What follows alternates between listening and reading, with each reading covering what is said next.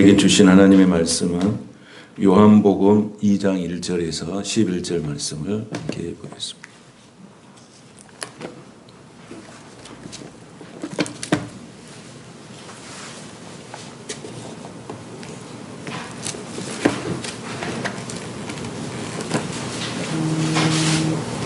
함께 이 말씀을 같이 봉독하겠습니다. 사흘째 되던 날 갈릴리 가나에 혼례가 있어 예수의 어머니도 거기 계시고 예수와 그 제자들도 혼례의 청함을 받았더니 포도주가 떨어진지라. 예수의 어머니가 예수에게 이르되 저들에게 포도주가 없다 하니 예수께서 이르시되 여자여 나와 무슨 상관이 있나이까? 내 때가 아직 이르지 아니하였나이다. 그의 어머니가 이르되 너에게 무슨 말씀을 하시든지 그대로 하라 하시니 거기에 유대인의 정결 예식을 따라 두세 통 드는 6이 놓였는지라. 예수께서 그들에게 이르시되 항아리에 물을 채우라. 아기까지 채우니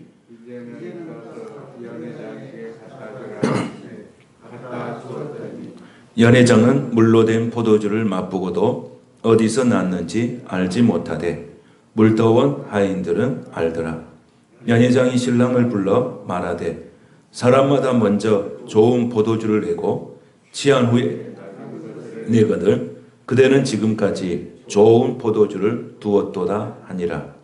예수께서 이 첫 표적을 갈릴리 가나에서 행하여 그의 영광을 나타내시매 제자들이 그를 믿으니라. 아멘.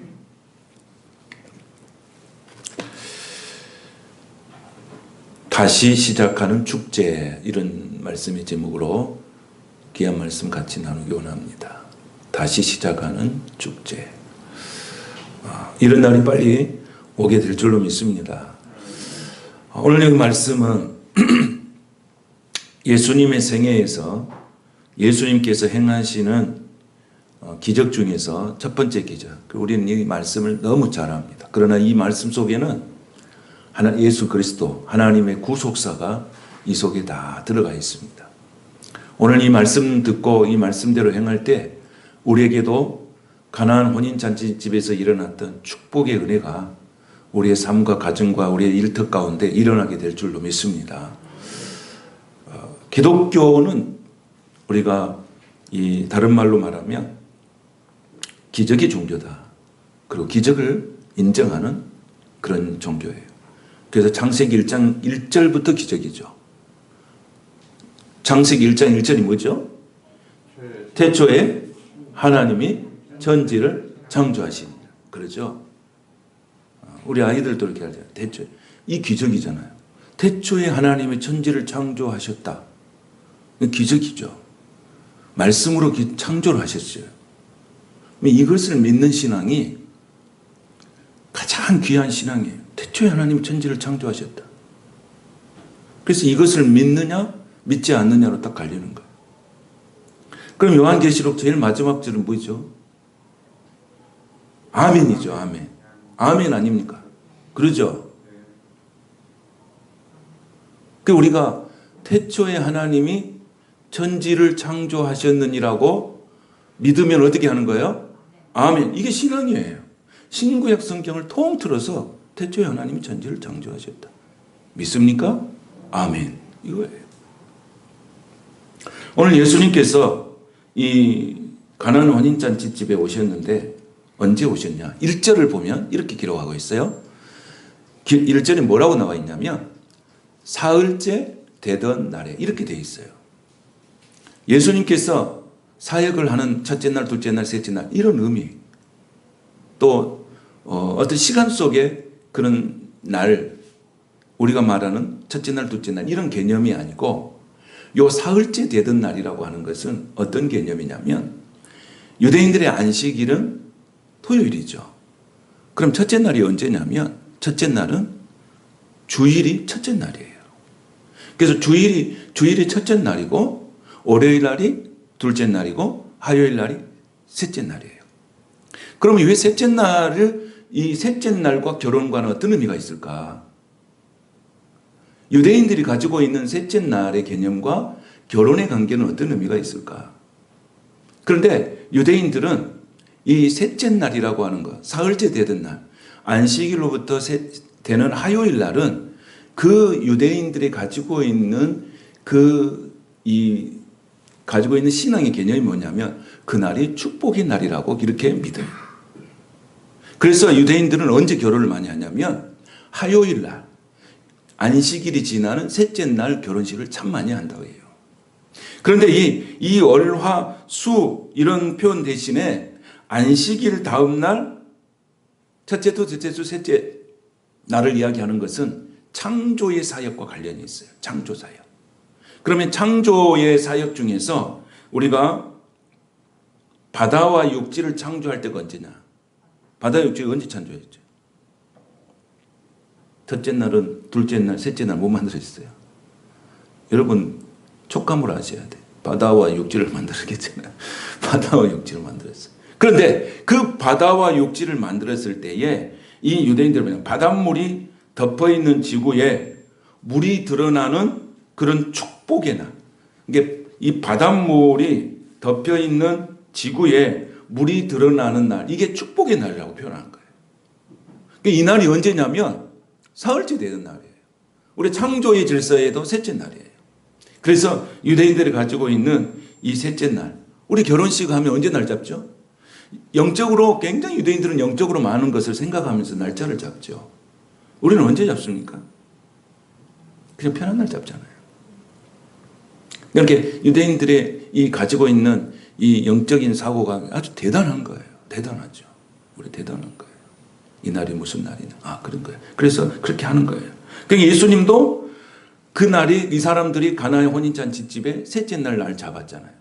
그게 혼인잔치 날이죠. 그런데 예수님이 어떻게 했어요? 예수님이 이 가정에 초청을 받았다는 거예요.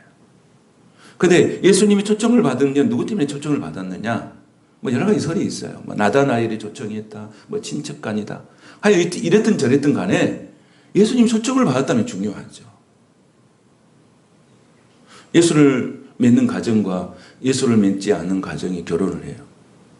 근데 찬송을 부를 것이냐 말 것이냐. 결혼식장에서 찬송을 부를 거냐. 이거 갖고 논쟁이 있어요. 그러니까 여러분 이렇게 불신자 가정과 결혼하면 이런 부분들이 문제예요. 살고 사는데 이렇게 이 문제가 영적인 간격이라는 것이 무시하고 살 수는 없잖아요. 우리가 살 때 영적인 거 있어요. 결혼식 하는데 찬송을 부를 것이냐 안 부를 것이냐, 기도를 할 것이냐 안 할 것이냐. 불신 가정 속에서는 그걸 중요하게 생각하지 않잖아요. 그것 때문에 양가 가족들이 막 이제 영적 싸움이죠. 그 영적 싸움. 그러니까 여러분 결혼이라는 것은 얼마나 축복된 것입니까? 거기에 누가 반드시 계셔야 합니까? 반드시 우리 주님이 계셔야 될 줄로 믿습니다. 예수님이 초청되는 결혼이에요. 그러니까 그 결혼은 어떻게 해요? 축복받을 수밖에 없죠. 축복의 가정이 될 수밖에 없죠. 기적이 일어날 수밖에 없죠. 은혜가 일어날 수밖에 없죠. 그게 가정이죠. 그래서 오늘 이 예수님께서 이 제자들에게 혼례 청함을 받았어요. 그러니까 우리가 이 청함을 받았다는 것은 예수님을 중요하게 생각한 거예요. 여러분의 인생에서 예수님이 정말 중요하십니까? 예수님이 여러분의 인생의 정말 주인이십니까? 그분이 없으면 살 수 없습니까? 그분의 은혜가 아니면 살아갈 수 없습니까? 예수님이 정말로 중요한, 내 인생에 정말 중요한 존재라면 반드시 나의 삶의 자리에 예수님을 초청해야 되는 거예요. 이건 부인할 수 없는 거예요. 부인할 수 없어요.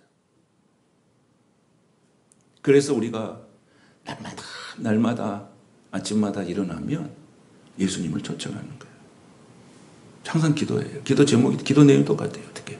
기도 시작할 때 주여 복되고 형통케 하사 주의 보혈로 덮어주시고 주의 은혜와 평강 가운데 인도하사 지경을 넓혀주시오. 제가 여러분한테 기도할 때도 그렇게 하고 우리 자녀들을 위해서 기도할 그렇게 해요. 무슨 일이 일어날까요? 좋은 일이 일어날까요? 그렇지 않을까요? 좋은 일이 일어납니다. 아멘. 일어나서 똑같이 일어나요. 그런 기도를 합니까? 예수님을 초청하는 거죠. 오늘 하루 시작하면서 주여 복되고 형통케 하사 주의 보혈로 덮어주시고 주의 은혜와 평강 가운데 인도하사 지경을 넓혀주시는 삶을 살게 하여 주시옵소서. 그 앞에다 이름만 붙이면 돼요. 자녀들 이름 붙이면 돼요. 날마다 자녀들을 위해서 이렇게 기도하세요. 내가 날마다 여러분을 위해서 그렇게 기도하잖아요. 여러분은 반드시 복되고 형통하게 될 것입니다. 그리고 여러분은 보혈로 주님이 덮어주신 줄로 믿습니다. 주의 은혜와 평강 가운데 인도하사 지경을 넓히는 은혜가 있게 되시는 축복합니다. 반드시 그렇게 될 것입니다. 그리고 그러고 되어 있습니다. 그 예수님을 초청하는 거예요. 초청하는 거예요. 그러니까 그 인생이 어떻게 달라지겠어요? 확연하게. 그렇지 않는 사람과 그런 사람과 차이가 있겠죠. 그런데 이 가정에 중요한 것은 오늘 성경의 내용의 거의가 뭐에 대한 이야기냐면 포도주 떨어진 이야기예요. 결혼잔치를 하는데 결혼을 했다고 하는 것은 그냥 1절, 2절 요 정도 차원이고 이제는 3절부터는 뭔 이야기가 나오냐면 포도주 떨어진 이야기예요. 포도주가. 그러니까 그만큼 유대인들에게 있어서 포도주는 아주 중요한 어떤 음식이라고 하는 것을 우리가 반증할 수가 있는 거예요. 포도주가 떨어졌다는 것은 뭐가 끝났다는 거예요? 잔치가 끝났다는 말이에요. 포도주가 떨어졌다는 것은 잔치가 끊어졌다. 다 끝났다는 거예요. 그런데 그 자리에 누가 계셨어요? 누가 계셨어요? 예수님이 계셨다는 거예요. 이것이 하나님께서 그 가정을 기억하고 계시는 축복의 가정으로 기억하고 계시는 여호와 이레의 하나님, 그 하나님이 그 안에 계시다는 반증이에요. 포도주가 떨어져도 걱정할 것이 없어요. 누가 계시니까? 예수님이 계시잖아요. 그걸 누가 알았어요? 그건 누가 안 겁니까? 어머니 마리아가 한 거죠. 포도주가 떨어져도 걱정할 것이 없어요. 어떤 인생의 문제가 와도 걱정할 것이 없어요. 왜? 누가 계시니까? 예수님이 계시잖아요. 예수님이 계시잖아요. 우리 인생의 삶에 있어서 예수님이 나와 함께 하신다고 하는 이 신앙을 갖고 사는 것만큼 얼마나 큰 축복인지 몰라요. 얼마나. 여러분, 그것이 우리에게 큰 자산이고 우리에게 하나님께서 주시는 놀라우신 은혜와 축복인 줄로 믿습니다. 예수님이 나와 함께 계시다. 예수님이 누구신데? 예수님이 누구세요? 예수님 누구십니까? 하나님의 아들이시잖아요. 하나님의 아들 그분이 나와 함께 하신다는 거예요. 그럼 대통령만 가까이 한다 해도 얼마나 권세를 누리면서 살라고 그럽니까? 응? 힘 있는 사람 옆에 있으면 얼마나 자랑스럽게 생각합니까? 그런데 우리는 만왕의 왕이신 예수님, 하나님의 아들 예수님이 나와 함께 계시는 거예요. 여러분, 우리가 이 세상에서 기죽고 살 것이 없어요. 누가 함께 하신대? 하나님이 함께 하시고 예수님이 함께 하신대. 성령님이 함께 하신대. 삼위일체 하나님이 나와 함께 하시니 내가 얼마나 존귀한 자고 얼마나 당당한 사람이에요. 그러니까 우리가 어디 가든지 당당하게 고백해야 돼요. 나와 함께 하신 분이 예수님이시다. 이 세상에 나가서 당당하게 사셔야 돼요. 기죽지 말고 사셔야 돼요. 왜? 나의 주인이 예수님이시다. 나의 주님 하나님이시다. 그래서 그 일상의 삶을 통해서 하나님께서 보여주시는 게 있잖아요. 여러분, 기적이라는 것은 어떤 특별한 장소에서 일어난 게 아니에요. 어디서 일어났어요? 결혼잔치에서 일어났죠. 결혼잔치. 교회는 예수님께서 이 성경의 말씀을 통해서 무엇으로 표현했냐면 결혼잔치집으로 표현을 했어요. 교회. 그럼 교회는 분위기가 무슨 분위기예요? 결혼잔치 분위기예요. 교회는 어떤 분위기가 아니에요? 장례식 분위기가 아니에요. 교회는 결혼잔치 분위기예요.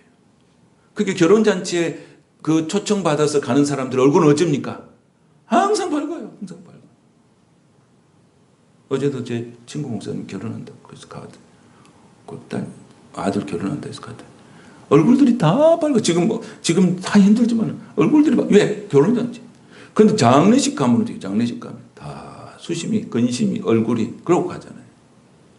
교회는 어떤 곳이라고요? 결혼잔치에 온 기분대로 교회를 오시길 바랍니다. 그러면 그렇게 되는 거예요. 마음을 그렇게 먹고 오면 하나님이 그렇게 해주시는 거예요. 근데 교회에 올 때 장례식 가는 기분 오면 마음이 그냥 그런 거예요. 계속 그런 마음이 안 떠나는 거예요. 오늘 여러분의 심령 가운데 결혼잔치의 분위기로 회복되시기를 축복합니다. 이게 은혜예요. 결혼잔치의 삶으로 사는 거예요, 날마다. 그런데 그 속에서 예수님께서 포도주가 떨어졌다 그랬어요.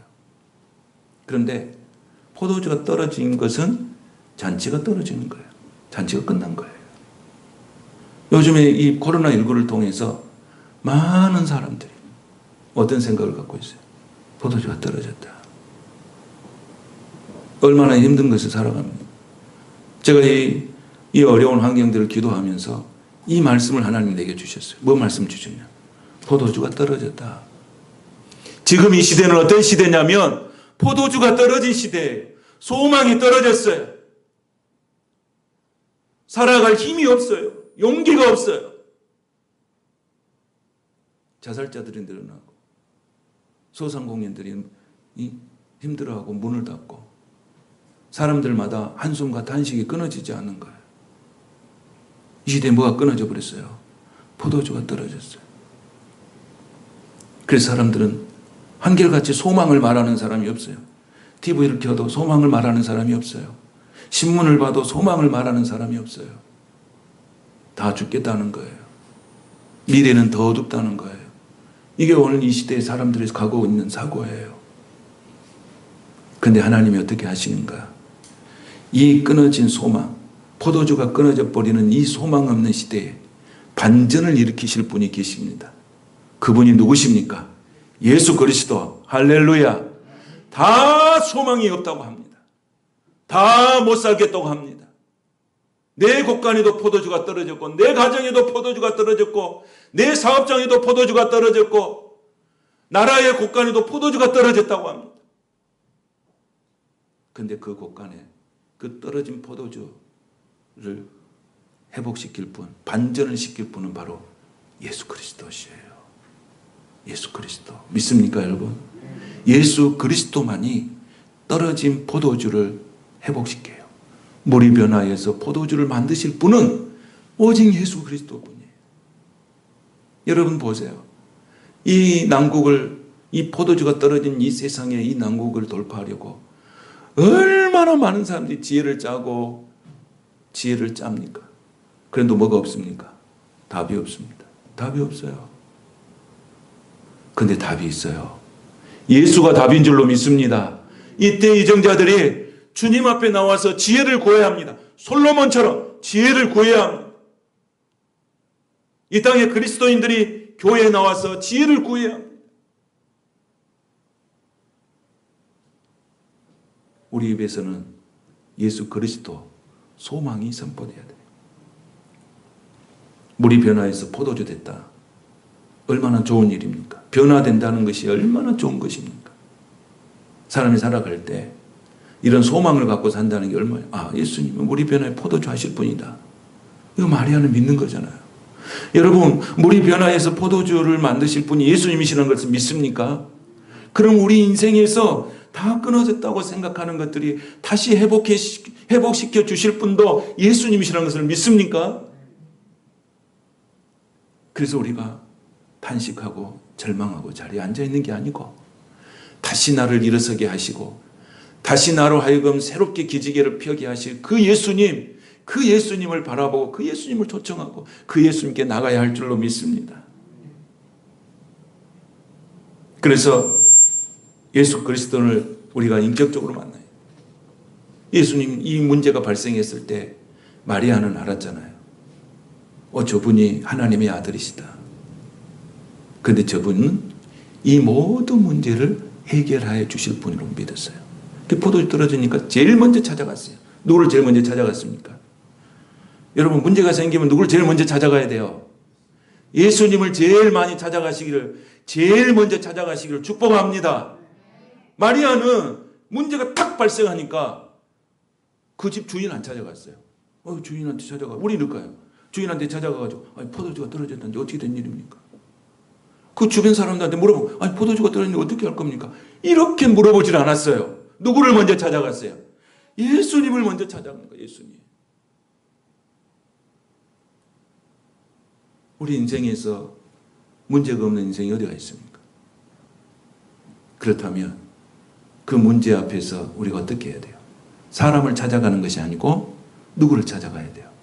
예수님을 찾아가는 그 신앙이 되시기를 축복합니다. 우리가 딱 습관이 돼야 돼요. 문제가 딱 발생하면 예수님께 딱 가는 거. 이게 습관화돼야 돼요. 문제가 생기면 예수님, 문제가 생기면 예수님. 마리아는 그렇게 했습니다. 그랬더니 예수님 뭐라고 그럽니까? 예수님 말이 뭐라고 그럽니까? 자, 예수님 뭐라고 했어요? 예수님 포도주가 떨어졌습니다. 그랬더니 예수님 뭐라고 그랬어요? 4절을 한번 보겠습니다. 자, 시작. 예수께서 이르시되 여자여 너와 무슨 상관이 있나이까? 내 때가 아직 이르지 아니한나이다. 아멘. 여자여 나와 무슨 상관이 있나이까? 그러죠. 내가 이 집에 뭘로 포도주 만들어 왔냐? 내가 이 집에 포도주 만들어주러 온 분도 아닌데 나와 뭔 상관이 있냐? 그럼에도 불구하고 마리아는 하인들을 불렀어요. 그 말을 듣고 가서. 그럼 하인들에게 뭐라고 했냐면 하인들에게 이랬어요. 예수님께서 너에게 무슨 말을 하든지 그대로 해라. 이유 달지 마라. 그리고 그대로 해라. 그렇게 하고 간 거예요. 마리아는 어떻게 했어요? 예수님 말씀이 이렇게 하셨지만은 결국 예수님은 이 문제를 해결하실 분이라는 것을 믿었다는 거예요. 그래서 우리에게 뭐가 중요한 거예요? 믿음이 중요한 줄로 믿습니다. 예수님이 내가 물로 포도주로 만들어 이 땅에 이 하나님의 아들 예수님이 이 땅에 물로 포도주 만들어 왔느냐? 나는 그런 사람이 아니라 대속의 역사를 이루러 오신 그런 분이다라는 것을 말씀하고 있는 거예요. 그렇지만은 그래도 그걸 무시하지 않았어요. 여러분 우리가 하나님 앞에 기도할 때 어떤 기도인지 하나님은 절대 무시하지 않습니다. 어린아이 같은 기도, 유치한 기도 그런 게 없습니다. 하나님 앞에서는 다 소중한 기도입니다. 그리고 우리가 어떤 말을 하더라도 마음속에 어떤 신음소리라도 어떤 생각도 하나님 앞에 고할 때 하나님은 그 기도를 잊어버리지 아니하시고 내 삶의 현장에서 이루시고 성취하시는 좋으신 하나님이신 줄로 믿습니다. 예수님 포도주가 떨어졌습니다. 그거 나와 뭔 상관이야? 마리아의 믿음도 굉장히 중요하다. 그런데 오늘 예수님께서 그렇게 하인들을 불렀어요. 그리고 이 7절에 보니까 뭐라고 불렀어요? 예수께서 그들에게 이르시되 항아리에 물을 채우라. 그럼 여러분 좀 똑똑한 사람들한테는 어떻게 하겠어요? 항아리에 물 채우라 그러면 자기 지식과 경험이 있잖아요. 과학적인 지식이 있잖아요. 그럼 쉽게 하겠습니까? 똑똑한 사람 부르고 그 다음에 유능한 사람 부르고 공부나 좀 했던 사람 부르면 이 일이 일어났겠습니까? 예수님하고 논쟁할 것입니다. 예수님 항아리에 물을 붓는다고 이게 무슨 일이 나겠습니까? 그런데 예수님이 이 하인들을 불러서 예수님 말씀하셨을 때에 항아리에 물을 채우라 그랬어요. 이유가 없어요. 아무 이유가 없잖아요. 아무 이유가 없잖아요. 그냥 그렇게 한 거예요. 그런데 이분들은 어디까지 채웠어요? 채울 때 어디까지 채웠습니까? 아기까지 채웠다. 저는 이 말씀을 묵상 아기까지 채웠다. 한 반틈만 채워도 될 것인데 왜 아기까지 채웠을까? 이건 뭘 말할까? 순종을 하되 완전한 순종을 했다. 아구까지 채웠다는 거예요. 순종은 99%가 순종이 아니에요. 100%가 순종인 줄로 믿습니다. 100% 순종할 때 기적이 일어나는 거예요. 이분들이 그렇게 한 거예요. 아구까지 채웠다는 것은 정말로 그분들이 예수님께서 하신 말씀을 그대로 한 거예요. 그러고 난 다음에 뭐라고 그래요? 단순해요. 그 다음에 8절에 뭐라고 그랬어요? 갖다 줘라. 처음에는 뭐라고 그래요? 채우라. 그 다음에는 뭐예요? 갖다 줘라. 여러분, 기적은 이렇게 단순하게 나온 거예요. 오늘 예수님께서 우리의 인생 가운데서도 이렇게 말씀하실 거예요. 채워라. 그리고 갖다 줘라. 그럴 때 여러분, 순종할 때는 뭐가 없어야 돼요? 자기 지식이나 자기 경험이 없어야 돼. 그런 것을 다 내려놔야 돼. 자기 주장을 내려놔야 돼. 그렇지 않으면 어떤 일이 벌어질까요? 자기 주장을 내려놓지 않으면 어떤 일이 벌어질까요? 순종할 수가 없어요. 여러분, 우리가 나이가 많을수록 순종하기가 참 어려워요. 왜 그럴까요? 순종이 어려운 이유가 뭘까요? 왜 그런지 아세요? 여러분 살아온 인생 속에서 경험이 너무 많아요. 경험이 많다 보니까 순종하기가 어려운 거예요. 저 자기가 가지고 있는 지식이나 이성적으로 뭐든지 접근하니까 순종이 어려워요. 근데 아이들은요, 저희들은 그냥 순종해요. 왜? 경험이 짧잖아요. 그리고 세상에 지식이 짧잖아요. 그러니까 그냥 그대로 하는 거예요. 그 예수님도 뭐라고 그랬습니까? 어린아이 같지 아니하며 천국에 갈 수가 없다. 그렇게 말씀하시잖아요. 그러니까 우리가 순종하려면 우리 마음이 어떻게 돼요? 순수해야 돼요, 여러분. 그 마음이 회복되시기를 축복합니다. 좀 순수해져야 돼요. 예수님이 그 주인 부르고 똑똑한 사람 부르고 유능한 사람 불러서 저기 갖다 채우라 그랬으면 논쟁하다 끝나버려요. 그런데 하인들은 그대로 한 거예요. 자기 주장을 한마디도 안 해요. 기적이 일어났어요. 이게 하나님께서 주시는, 우리들에게 주시는 축복이 되시기를 축원합니다.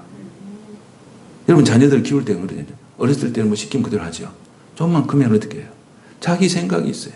자기 주장이 있어요. 자기 지식이 있어요. 그렇게 잘 안 돼, 순종이. 그래서 성경이 뭐라고 했어요? 부모에게 순종하라. 그럼 어떻게 한다 그랬어? 부모에게 순종하면 어떻게 하는 거예요? 네가 땅에서 장수하고 네가 하는 일이 잘 되게 한다고 그랬어요. 여러분 거꾸로 해보세요. 얼마나 순종을 안 하면 하나님이 순종하는데 이런 복을 준다고 그랬어요. 순종은 당연한 것인데도. 거꾸로 이야기하면 순종을 못하니까 순종하는 자에게 주신 축복을 나열해 놓은 거잖아요. 여러분 우리는 하나님께서 부름받은 참으로 귀한 하나님의 사람들 줄 믿습니다. 그러면 그분에게 우리는 어떻게 해야 됩니까?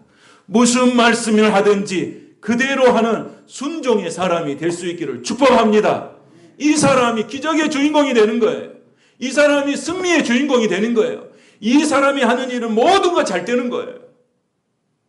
이 교회 안에 어떤 사람이 많이 모여 있어야 되겠어요. 무슨 말씀을 하든지 그대로 하는 사람. 여러분이 만약에 누군가를 쓰기를 원한다면 어떤 사람을 쓰겠어요? 무슨 일을 시키면 자꾸 자기 이야기, 주장, 자기 토달고 막 이런 이유와 이런 것 쓴 사람을 쓰겠어요? 아니면 주인이 시킨 대로 그대로 하겠습니다 라고 하는 그런 사람을 쓰겠어요? 어떤 사람을 쓰겠어요? 여러분이 생각했을 때 어떤 사람을 쓰겠어요? 까다로운 쓰겠어요? 아니면 순수하고 순종한 사람 쓰겠어요? 여러분, 하나님은 어떤 사람을 쓰실까요? 하나님은 어떤 사람을 쓰실까요? 여러분, 하나님이 예수님을 통하여서 제자들을 만들 때 어디서 제자들을 데려왔어요? 예루살렘이나 거기서 학식이 있는 사람들 데려온 게 아니에요. 종교 지도자들 데려오지 않았어요. 어디가 데려왔어요? 잘 갈릴리에 있는 그 세상의 문화하고는 전혀 관련이 없는, 거기서 고기만 잡고 있는 바다를 친구 삼아 살아가는 그런 순수한 사람들을 데리고 예수님 제자를 삼으신 거예요. 그 사람들이 역사를 일으켰어요. 그 사람들이 로마를 뒤집었어요. 그 사람들이 세상을 복음으로 정복했어요. 그래서 예수님이 예루살렘에 가서 그 똑똑한 종교 지도자들 앞에 어떻게 했습니까? 거기서 죽었어요. 똑똑한 사람들은 예수님 죽였지만은 순수한 사람들은 순종해서 로마를 엎고 세상을 뒤집고 복음의 능력으로 하나님 앞에 귀한 일꾼이 되는 거예요. 여러분, 어떤 사람이 되시기 원하십니까? 무슨 말씀을 하든지 그대로 하는 그런 순종의 사람이 될 수 있기를 축복합니다. 우리 자녀들은 부모님이 무슨 말씀을 하든지 그대로 순종하는 자녀들이 되면 복이 옵니다. 이유 살지 말고. 왜? 엄마가 더 세상을 많이 살았잖아. 엄마가 더 은혜를 더 많이 받았잖아. 우리가 말씀대로만 살면, 그대로 살기만 하면 하나님의 축복이 오는 것입니다. 아멘. 아멘. 무슨 말씀을 하든지 그대로 할 수 있는 그런 신앙, 순수한 신앙이 회복되는 은혜가 있게 되시기를 축복합니다. 그런데 이제 이 사건을 통해서 이제 뭡니까? 오늘 보니까 9절에 보니까 뭐라고 나왔습니까? 연회장은 9절밖에 있겠어요. 시작. 연회장은 물로 된 포도주를 맛보고도 어디서 났는지 알지 못하되 물떠온 하인들은 알더라. 연회장은 신랑을 불러 말하되 사람이 먼저 좋은 포도주를 내고 취한 후에 낮은 것을 내거든 그대는 지금까지 좋은 포도주를 두었더라 하니라. 아멘.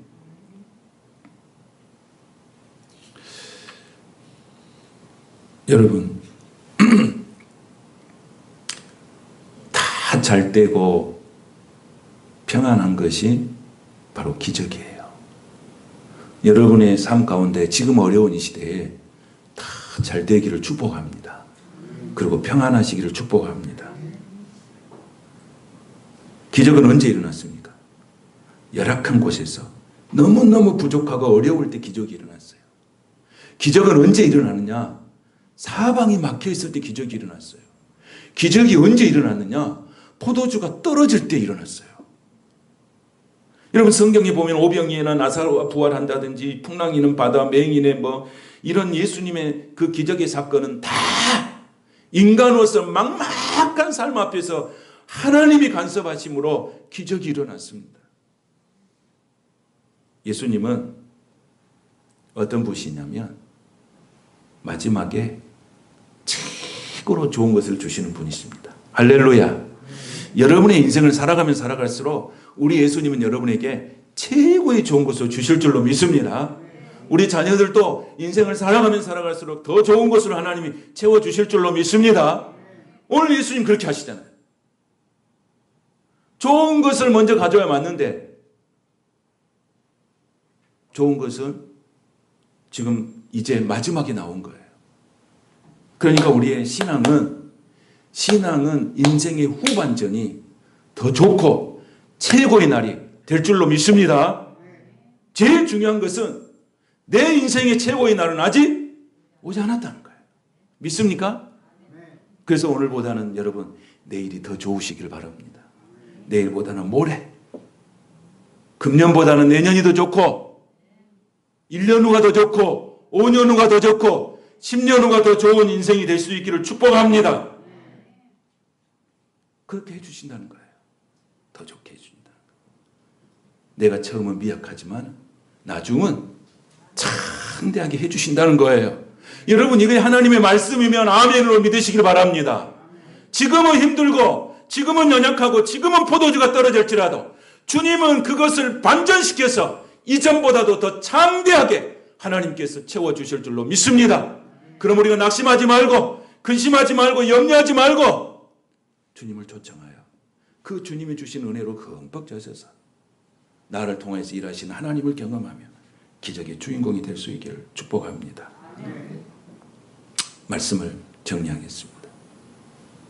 지금은 포도주가 떨어진 시대예요.